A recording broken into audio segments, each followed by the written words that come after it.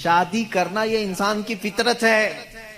ہر مرد کے اندر عورت کی خواہش پیدائشی ہے.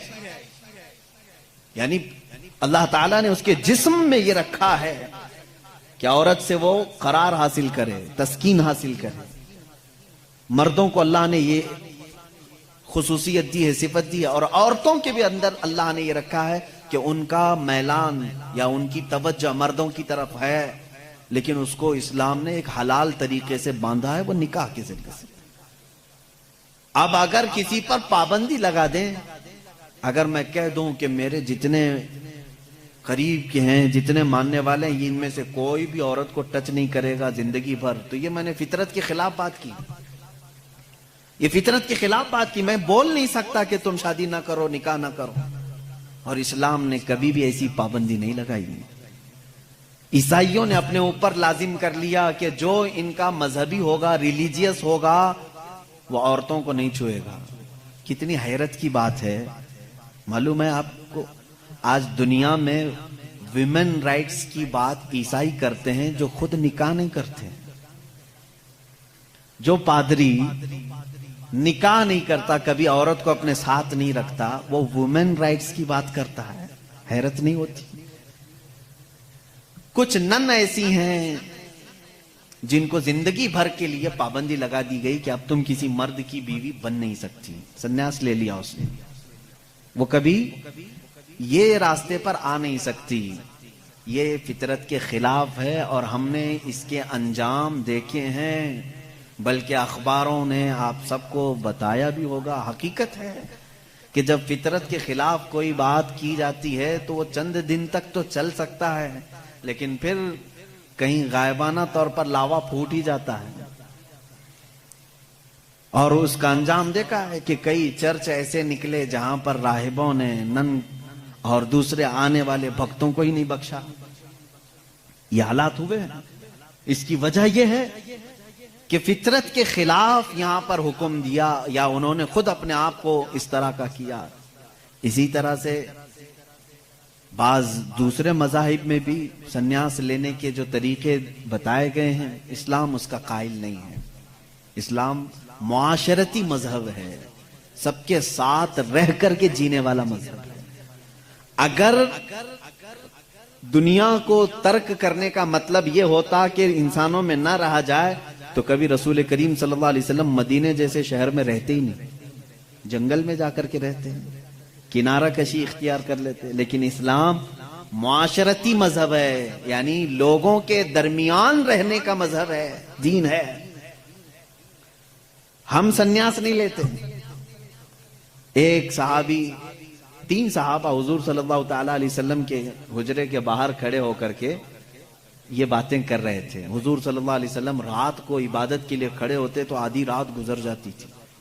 تو تینوں نے دیکھ کر کے کہا یہ تو بخشے ہوئے ہیں، یہ معصوم ہیں، ان سے کوئی خطا نہیں ہوئی، اس کے بعد اتنی عبادتیں ہیں ان کی، ہم جیسوں کو تو کیا کرنا چاہیے، بڑی عبادت کرنی چاہیے. جب رسول اتنی عبادت کر رہے ہیں، تو ان تینوں صحابہ میں سے تینوں نے کیا کیا جانتے ہیں؟ ایک نے یہ اس دن وعدہ کر لیا، آج کے بعد سے میں کبھی کسی عورت کے پاس جاؤں گا ہی نہیں، زندگی بھر کے لیے عورت کے قریب نہیں جاؤں گا.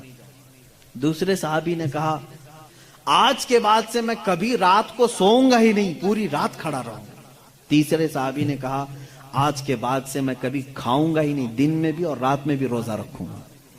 رسول کریم صلی اللہ تعالی علیہ وسلم اندر سے سن رہے تھے، باہر تشریف لائے، اور میرے آقا صلی اللہ تعالی علیہ وسلم نے پوچھا تم میں سے کون کون ہے جو یہ باتیں کر رہا تھا؟ وہ صحابہ نے کہا کہ یا رسول اللہ صلی اللہ علیہ وسلم، ہم نے آپ کی عبادتوں کو دیکھ کر کے یہ کہا، جب آپ سید الانبیاء ہیں، معصوم ہیں، آپ اتنی عبادت کرتے ہیں تو پھر ہماری عبادت کا حال کیا ہونا چاہیے؟ ہمیں بہت زیادہ عبادت کرنے کی ضرورت ہے، اس لیے ہم نے ایسے ایسے عہد کیے. میں نے کہا ہے کہ آج سے میں عورتوں کو چھوؤں گا نہیں، کبھی کسی کے قریب نہیں جاؤں گا، نکاح کر کے بھی نہیں جاؤں گا. دوسرے نے کہا میں نے یہ کہا ہے کہ رات کو سوؤں گا نہیں. تیسرے نے کہا میں نے یہ کہا ہے کہ آج کے بعد سے کبھی کھاؤں گا نہیں. اللہ کے نبی صلی اللہ علیہ وسلم نے فرمایا اسلام یہ نہیں ہے، اسلام یہ نہیں ہے. میری سنت پر اگر عمل کرنا چاہتے ہو تو میں اللہ کی عبادت کا بھی حق ادا کرتا ہوں اور عورتوں کا بھی حق ادا کرتا ہوں.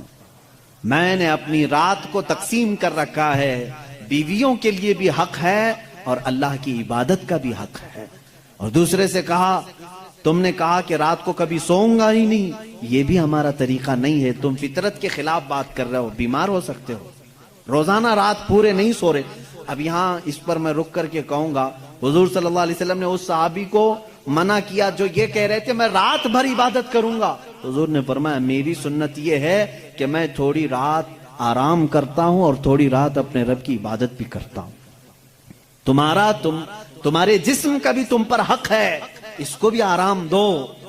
اور پھر تیسرے صحابی سے کہا میری سنت یہ ہے کہ میں افطاری بھی کرتا ہوں اور سحری بھی کرتا ہوں اور روزہ بھی رکھتا ہوں. ایسا نہیں کہ پورا پابندی کر لیا، جبکہ وہ رسول جن کو اللہ تعالیٰ جنت سے کھلاتا پلاتا ہے، اس کے باوجود میرے آقا صلی اللہ علیہ وسلم فرماتے ہیں کہ کنٹینیو روزہ رکھنا نہیں چاہیے، کہ تمہارے جسم کا تم پر حق ہے، کمزوری آ جائے گی. حضور نے منع فرمایا میں ایک دن روزہ رکھتا ہوں ایک دن نہیں رکھتا، یا میں افطار کرتا ہوں شام کے وقت اور دن میں روزہ رکھتا ہوں. اس کا مطلب یہ ہے میرے عزیزو، اس پوری حدیث کا خلاصہ یہ ہے اللہ کے نبی صلی اللہ تعالی علیہ وسلم نے جو حکم دیے، اسلام کا خلاصہ یہ ہے کہ اس میں کہیں پر بھی افراط و تفریط نہیں، یعنی بہت تنگی والے حکم بھی نہیں اور بہت ڈھیل بھی نہیں. اسلام درمیانی راستہ ہے، درمیانی راستہ ہے. اب یہاں ان لوگوں کو سوچنا چاہیے، حضور نے جس صحابی کو رات بھر عبادت کرنے کے لیے منع کیا، یہاں رات بھر گیم کھیلنے والے لوگ موجود ہیں، پوری رات بھر عیاشی کرنے والے موجود ہیں. ان کو تو رات بھر کھڑے ہو کر کے عبادت کرنے کو میرے آقا نے منع کیا تھا. آرام کرو تھوڑی دیر، اپنے جسم کو راحت پہنچاؤ. اس طرح سے اسلام کی یہ خصوصیات ہے کہ اسلام انسان کی فطرت کے عین مطابق ہے، اسلام کی فطرت کے مطابق ہے. اسی لیے قرآن کہتا ہے لا یکلف اللہ نفسا الا وسعہا. میں آج چیلنج کرتا ہوں، ایک ایسا حکم لا کر کے دکھا دو، ایک ایسا حکم اسلام میں کہ جس میں ایسا لگتا ہو کہ یہ انسان کے لیے بھاری ہے. ایسا نہیں ہونا چاہیے، ایسا نہیں ہونا چاہیے تھا. اسلام نے اپنے ماننے والوں پر یہ پابندی کیوں لگائی؟